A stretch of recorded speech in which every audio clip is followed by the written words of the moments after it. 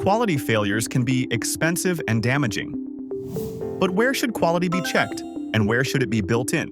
Watch till the end to know the answers. In this video, we will explain quality assurance versus quality control, how they differ, and why both are essential for delivering high-quality products. Quality assurance and quality control are often confused with each other, although they refer to different concepts. Quality assurance is proactive, which focuses on preventing defects before they occur. Whereas quality control is reactive, it focuses on identifying the defects after the product is created. Both concentrate on meeting standards and customer expectations, but serve different purposes and operate at various stages of the process. Key differences between QA and QC. We know both the concepts. Now let's compare them side by side. As we know, the key difference between QA and QC lies in prevention versus detection. QA is applied throughout the development process, whereas QC is applied at specific testing stages. Why both QA and QC are important?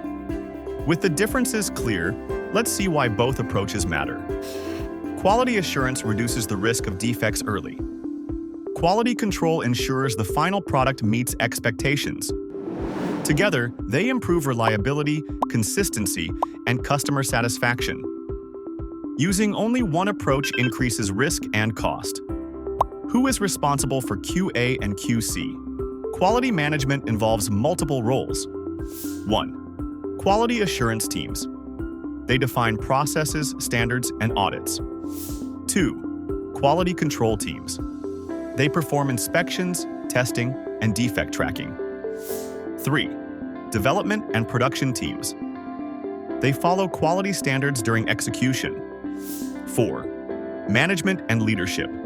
They support a culture of quality and continuous improvement. Quality assurance and quality control work together to deliver high-quality outcomes. QA prevents problems, while QC detects them. Understanding the difference helps organizations build better products and services.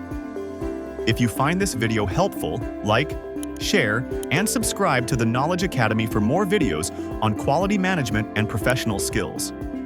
Thank you for watching, and we will see you in the next video.